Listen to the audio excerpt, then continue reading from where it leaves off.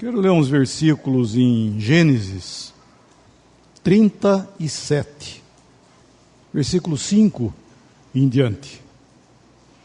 Sonhou também José um sonho e contou a seus irmãos. Por isso o aborreciam ainda mais. E disse-lhes: ouvi, peço-vos, este sonho que tenho sonhado. Eis que estávamos atando molhos no meio do campo, e eis que o meu molho se levantava e também ficava em pé. E eis que os vossos molhos o rodeavam e se inclinavam ao meu molho. Então lhe disseram seus irmãos: tu, pois, deveras reinarás sobre nós? Tu deveras terás domínio sobre nós? Por isso, tanto mais o aborreciam por seus sonhos e por suas palavras.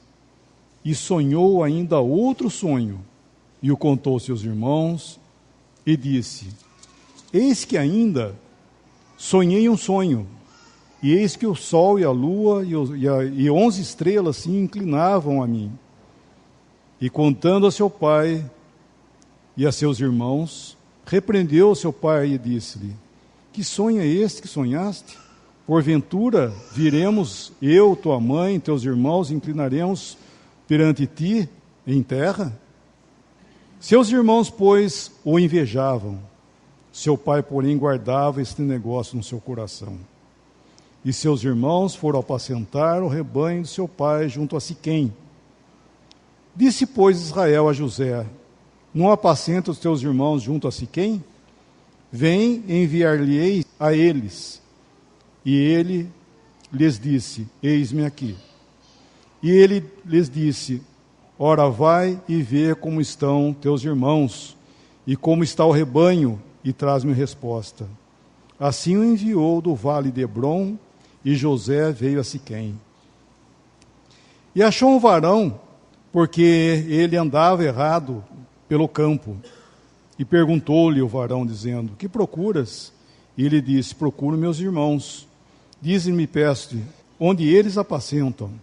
E disse aquele varão: foram daqui, porque ouviram dizer: vamos a Dotã. José, pois, seguiu seus irmãos e achou-os em Dotã. E viram de longe, e antes que chegasse a eles, conspiraram contra ele para o matarem. E disseram uns aos outros: eis lá vem o sonhador mor. Vinde, pois, agora, matemo-lo, e lancemo numa dessas covas, e diremos: uma besta fera o comeu, e veremos que será dos seus sonhos. Até aí, tá bom.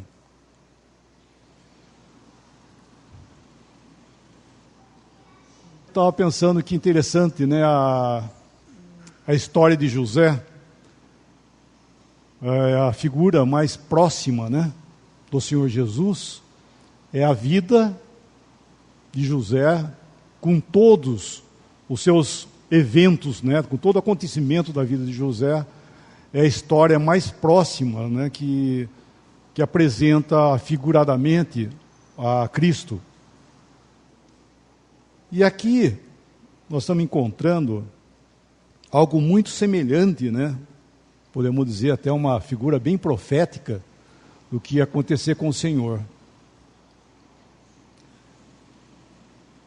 Os seus irmãos o invejavam, odiavam ele, por causa dos seus sonhos. E ele aqui, no versículo 8, nós vemos que fala que eles o aborreciam por causa dos seus sonhos. E o versículo 9 ainda diz que ele teve um outro sonho e contou a seus irmãos. E eles aborreceram ainda mais.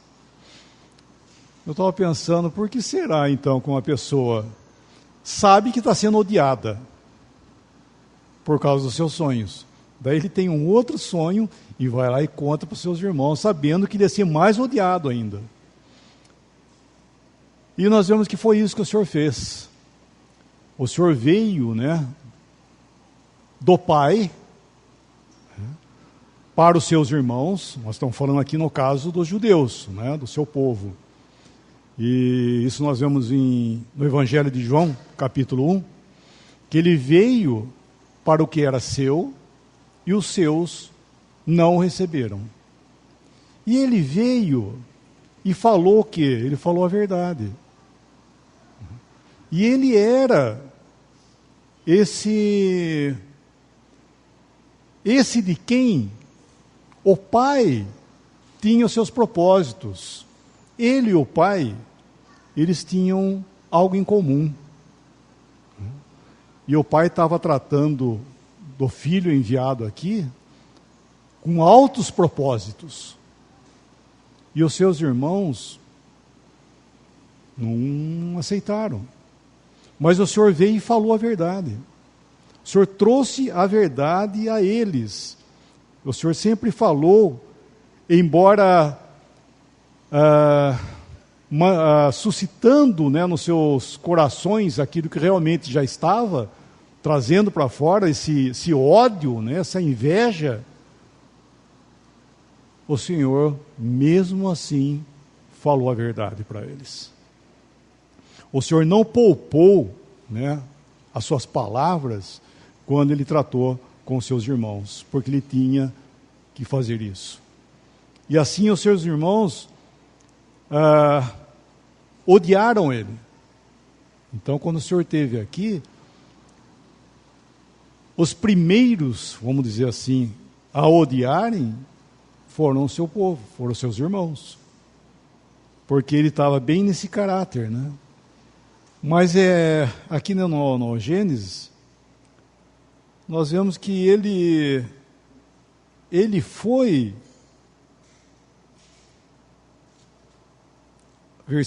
final do versículo 14, ele foi a Siquém. E é lá que ele deveria encontrar seus irmãos, em Siquém. Só que ele chegou lá em Siquém, eles não estavam lá. Eles tinham saído e foram para Dotã. Então, quando o Senhor veio aqui, num certo sentido, né, o Senhor veio e os seus irmãos não estavam no estado que eles deveriam estar. Eles não estavam em humilhação, eles estavam no orgulho. Apesar de tudo que eles estavam passando, debaixo na mão dos romanos, arrastando, né, a história do seu cativeiro, né, debaixo dos gentios, desde Nabucodonosor, e eles estavam ali orgulhosos, e o Senhor veio aqui e não encontrou eles no estado que eles deveriam estar. Eles estavam em outro estado que de orgulho. E quando os seus irmãos viram que era ele que estava vindo lá, atrás deles, eles disseram: aí, lá vem o sonhador mor. Sabe o que nós vamos fazer com ele? Nós vamos pegar ele, nós vamos matar, jogar ele numa cova, e quero ver o que vai ser desse sonho dele.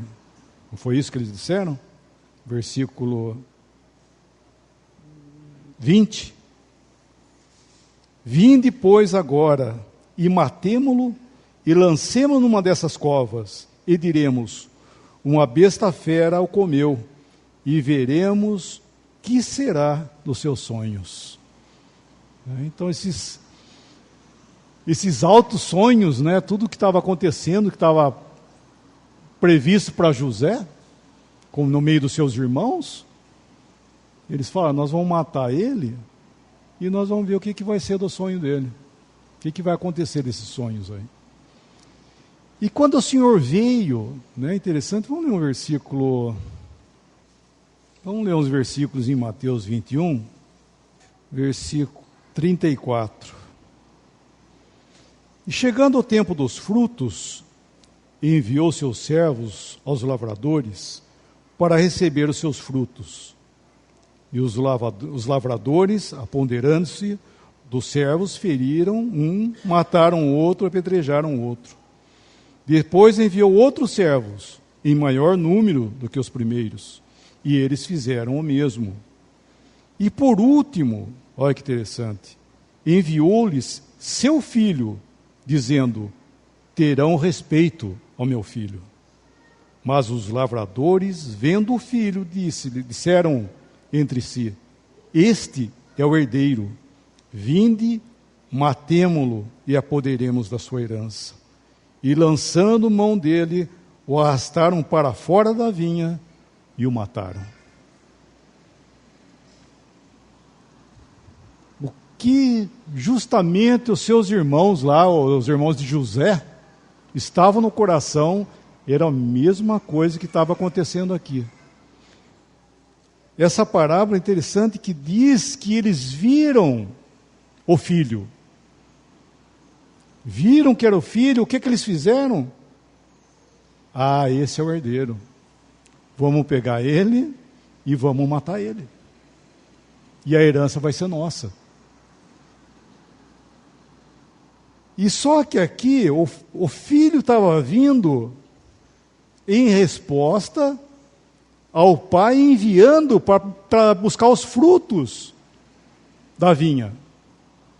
Os trabalhadores darem o fruto para o dono da vinha. Mas nós vemos que eles não deram os frutos.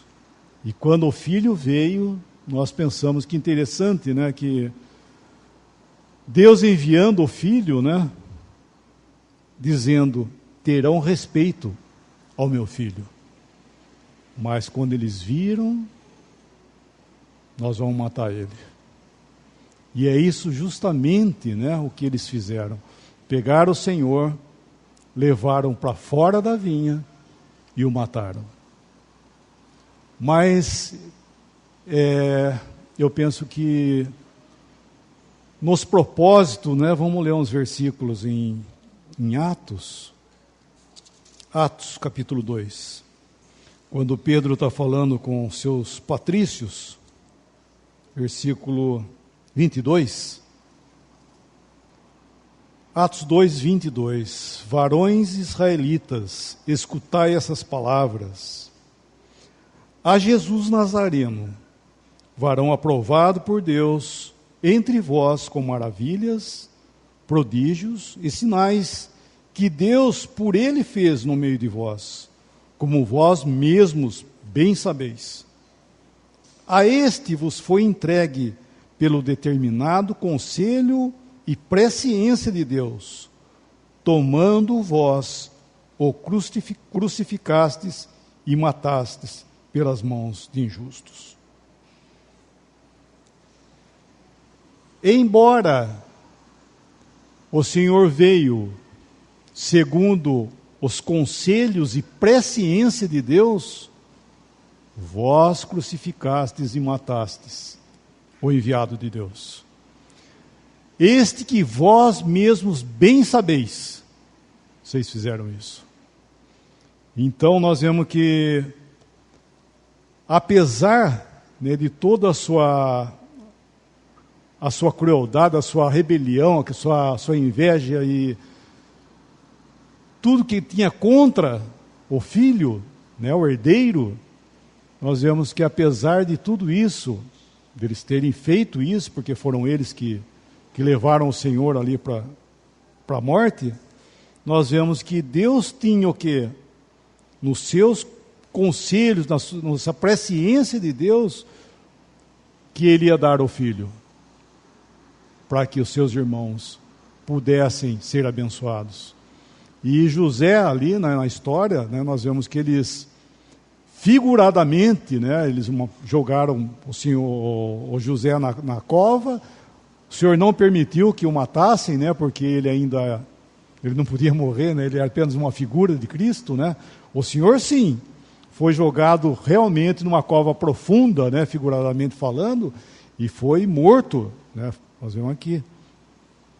Mas ele não, ele foi jogado, foi dado como morto, porque pegaram um animal, sujaram as vestes de José e levaram para Israel, para Jacó, falando, ó, uma besta fera matou ele.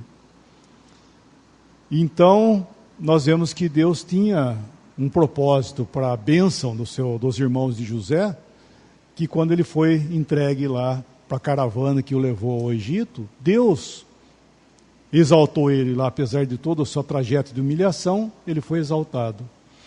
E assim Cristo, né, sendo entregue ali, eles rejeitaram, negaram, crucificaram e mataram o Senhor.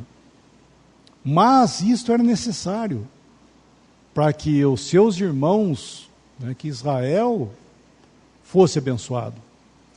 Então a morte do Senhor, nós vemos que foi de grande propósito, né, nos conselhos de Deus. Apesar de o Senhor ter vindo aqui e ser cruelmente, né, desprezado e humilhado, porque era a prova, né, a vinda do Senhor, começando pelos seus irmãos e por todo o mundo, né? A vinda do Senhor foi a prova maior, né, que a terra nunca esteve em harmonia com as coisas de Deus. Né? Por quê? Porque Deus aproximou do homem de uma forma tão próxima, né, que ele chegou aqui à altura das mãos dos homens. E o que o homem demonstrou? Completamente em oposição às coisas de Deus. Porque pegaram o objeto, né, do amor de Deus, que eu digo no sentido do que Deus se comprazia, como ele disse do próprio Filho. Este é o meu Filho amado, em quem me comprazo. Foi dito disso 3 vezes dele. E o que fizeram com aquele que Deus se compraz? Fora com ele, crucificam-o. Então nós vemos que não havia harmonia entre Deus, os seus pensamentos, com os homens aqui. Nem com seus próprios irmãos, que estavam mais próximos ainda. E nós vemos que a crucificação, né, mostrou isso, né, que o homem nunca teve em harmonia com os pensamentos de Deus. E nós pensamos ainda hoje, né, a rejeição de Israel, que teve logo em seguida, e hoje nós vemos no Evangelho que foi trazido a esse mundo, quando Deus teve esse tempo, né, desse intervalo de tempo, tratando com os seus irmãos. Está tendo esse intervalo de tempo que Israel está esperando ainda o tempo do qual Deus vai voltar a tratar com eles. Nós vemos que nesse tempo o Evangelho da graça de Deus é pregado nesse mundo, e nós vemos também que não há harmonia do pensamento do homem com as coisas de Deus. Isso é muito importante, porque nós estamos falando aqui dos judeus, né? Os judeus é o que fizeram, o Senhor se aproximou de uma forma tal que chegou ao lado deles, né, ao alcance das mãos. Né? Deus esteve tão próximo, né, que isso é interessante pensar isso, né, que Deus esteve tão próximo, né, o rei deles, né, o Senhor esteve tão próximo deles que eles podiam pegar e tocar nele. E fizeram o que fizeram. Então, nesse intervalo, quando Deus agora trouxe as verdades para esse tempo presente, para a igreja, né? Nós vemos que há algo completamente novo nesse mundo, que Deus, levando, né, o apóstolo Paulo, tomando ele, dando a ele toda a revelação que pertence a Deus, de Deus para o homem, né, que Deus deu ali para Paulo, né, pelo Senhor Jesus, deu a ele, e ele trouxe, né, todas as verdades para a igreja. É interessante que Deus, tudo que ele podia revelar, inclusive de si mesmo, para o homem, ele fez nesse tempo aqui. A dispensação da graça de Deus. Ou seja, tudo que Deus podia revelar para o homem, ele fez. Ele trouxe tudo do céu. Nós vivemos num tempo que as verdades vieram do céu para nós. Tudo que era aqui da lei, de todas as verdades que também eram de Deus, e eram verdades também, mas para um povo terreno, nós vemos que Deus estava colocando isso à parte e trazendo algo completamente novo. Inclusive, nós devemos entender que o apóstolo Paulo não emprestou nada, por assim dizer, não emprestou nada do judaísmo para a igreja. Tudo veio do alto, né? Tudo veio da glória, e veio aqui para esse mundo sem tocar nesse mundo aqui. As verdades vieram e era algo completamente celestial. A igreja é o local, vamos chamar assim, onde os cidadãos celestiais seriam colocados. Ou seja, Deus ia tomar desse mundo, através da obra de Cristo, esse mesmo, né, figurado, esse mesmo José, né, o Senhor Jesus que morreu ali, por essa mesma obra, ele pegando aqui desse mundo, pessoas, e colocando nesse terreno celestial. A igreja, ela não deveria fazer parte aqui desse mundo. Mas, infelizmente, irmãos, nós sabemos que tudo que é colocado nas mãos dos homens, o resultado é queda. Mateus 13, a parábola do semeador. Perdão, parábola do campo, da semeadura do campo. Que o homem tinha no seu campo, ele mandou plantar o trigo, né, semeou o trigo, veio o inimigo e semeou o joio junto. Não é isso? Começou a crescer, cresceu o joio junto. E os servos disseram ao seu senhor: mas não plantaste a boa semente no campo? Por que está o joio junto? O inimigo fez isso. Então queres que nós vamos arrancar o joio? Não. Deixai crescer junto até a colheita. Eu pergunto, por que nasceu o joio junto? O dono do campo plantou a boa semente. E por que nasceu o joio? Por que o inimigo foi lá e plantou o joio junto? Por quê? O que aconteceu? Oi? Os responsáveis, ali na parábola diz, enquanto os homens dormiam, o inimigo foi lá e plantou. Ou seja, aquilo que Deus dá na responsabilidade do homem, nem começou a dar, nem o fruto nem tinha nascido, ele já tinha dormido já. E daí o inimigo veio e plantou junto. Então, nasceu, e agora? Então vão arrancar tudo. Não tiveram capacidade de tomar conta do campo, agora quer arrancar o joio. Né? E arrancar o joio, logicamente, foi o que o catolicismo tentou fazer porque arrancar é matar. Né? Na verdade, esse é o ponto, né? Foi o que foi feito na história aí. Deixa crescer junto.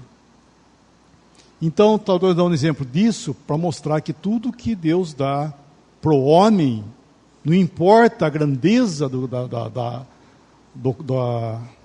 da coisa, vamos chamar assim, o homem ele é falho, né? ele coloca.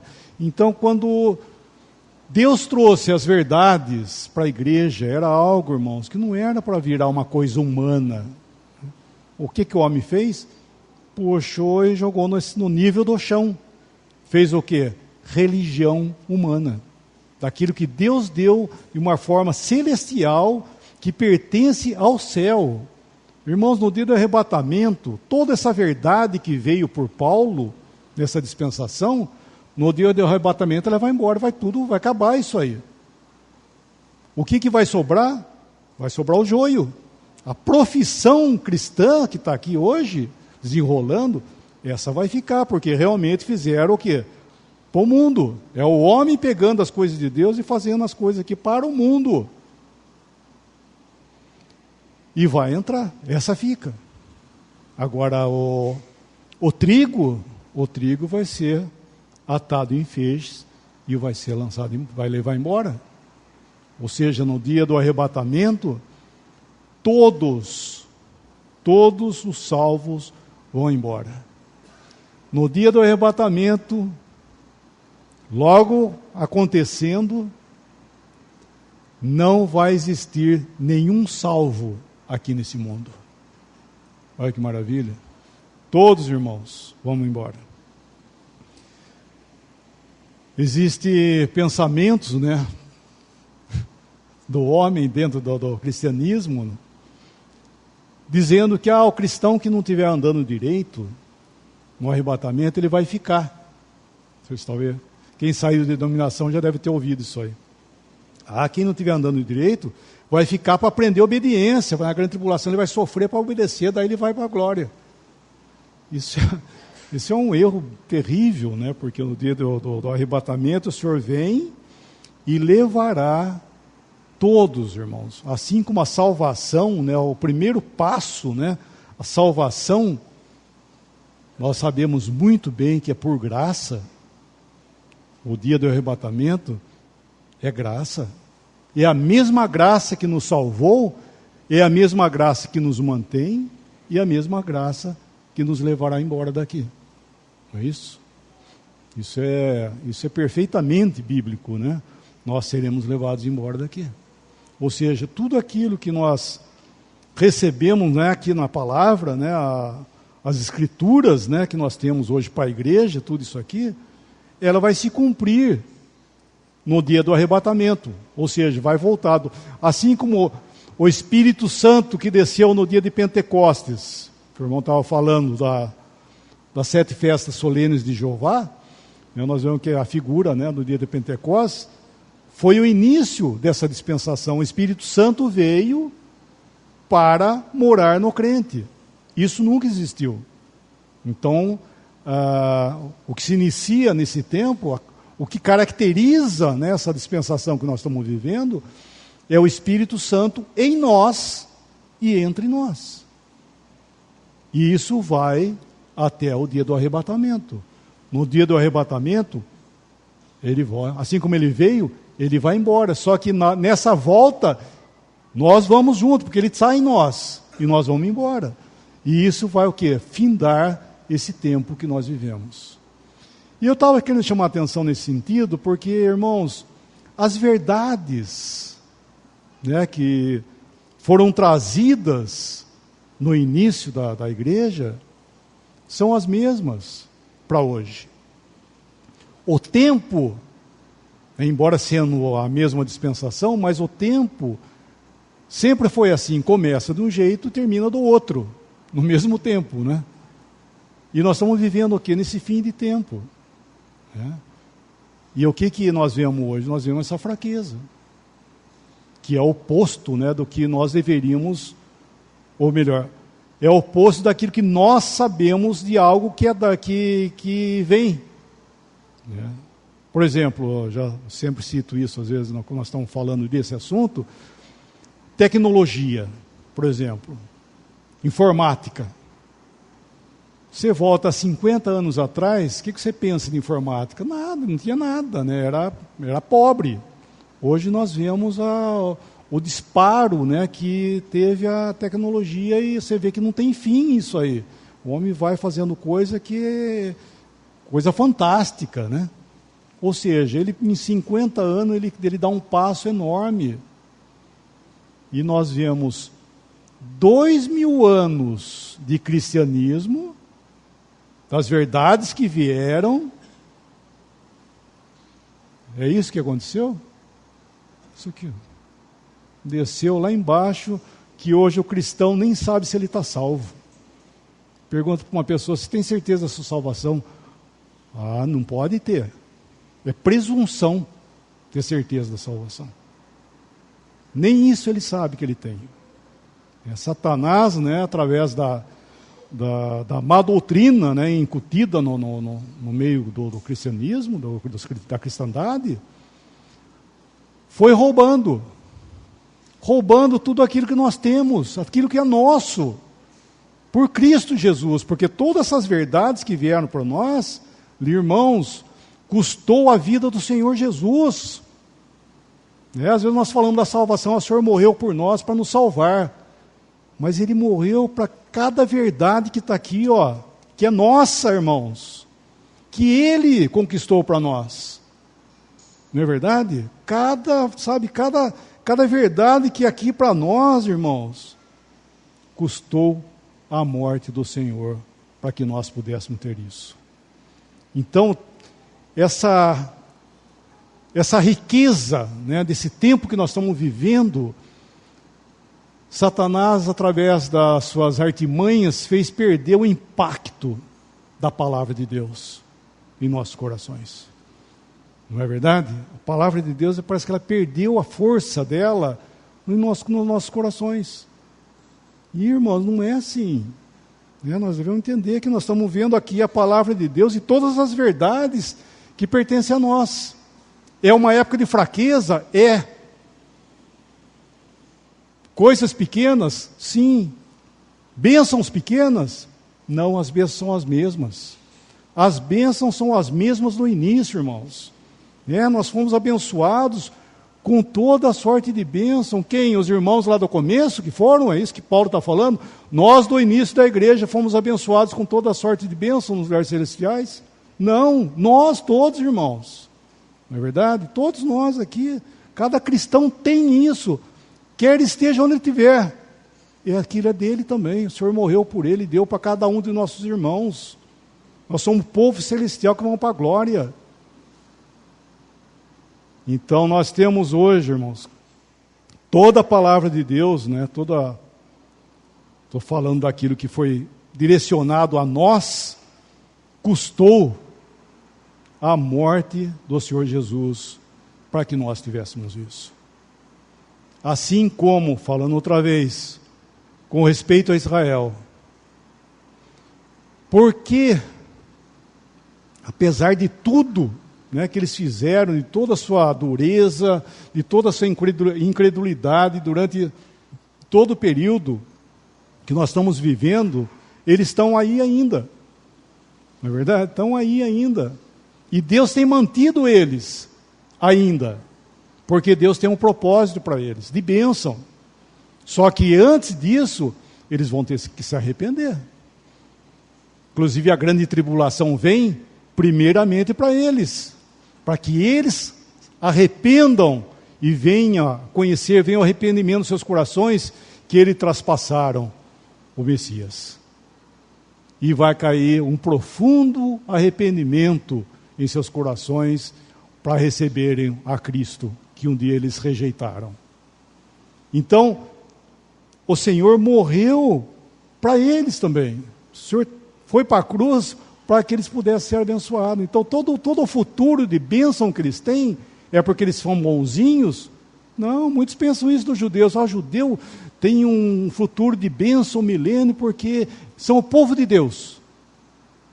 Certo, mas não quer povo de, mas não está dizendo que é bonzinho. Eles vão ter isso porque o Senhor morreu por eles. Na cruz, lá, quando colocaram aquele escrito em cima da cruz, o que era?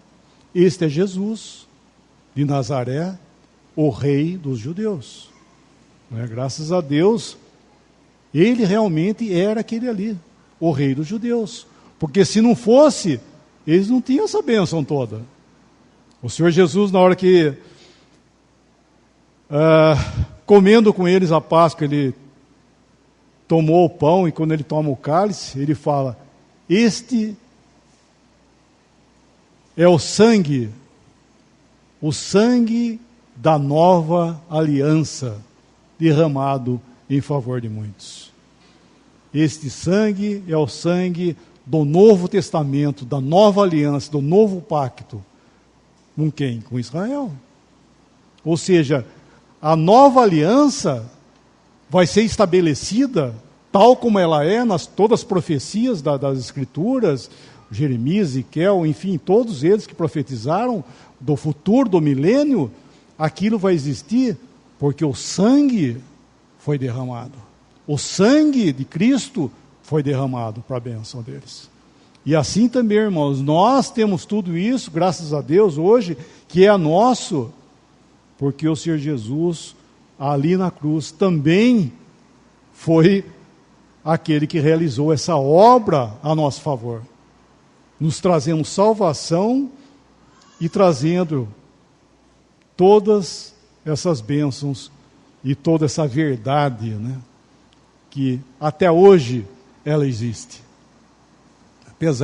Falando outra vez, apesar do tempo que vivemos, são as mesmas verdades, as mesmas bênçãos. E eu gostaria de incentivar os irmãos, tem muitas pessoas novas, né? Entender que o Senhor, Ele é fonte de bênção, né? Nós devemos olhar para Ele, saber que Ele é o provedor. O Petros falou algo interessante ontem aqui, que nós, novos, né, os irmãos novos, nós, em vista, não sabemos nada, estamos chegando agora, só tudo que aprendemos estava tudo errado, então não sabemos nada, então o que você tem que fazer? Você tem que depender do Senhor.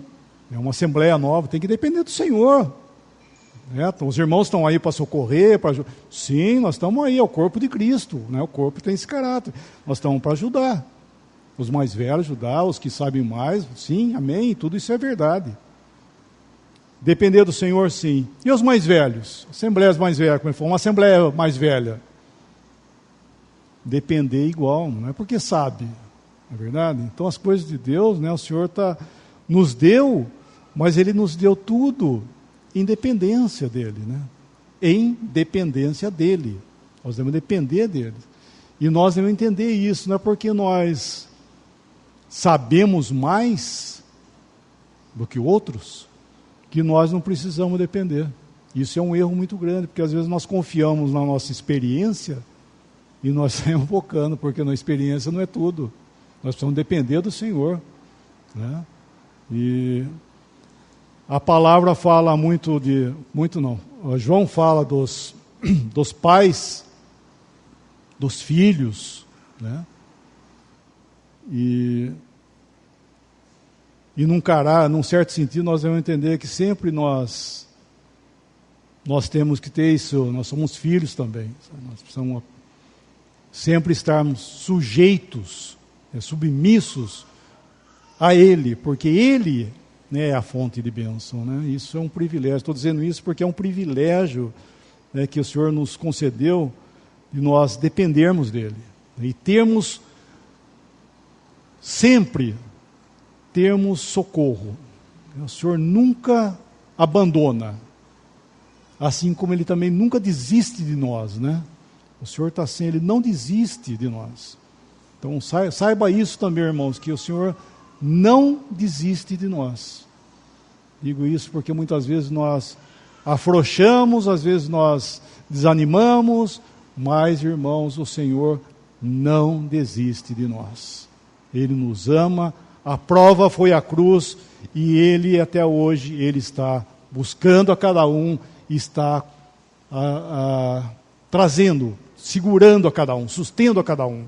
Então isso é um consolo muito grande para nós entendermos que tudo provém dEle, para Ele, para a glória dEle. Então esse terreno, né, estarmos descansados nesse terreno, no amor dEle por nós. Tudo aquilo que Ele fez, tudo aquilo que Ele nos deu, isso nós podemos realmente descansar nele. Podemos dar graça?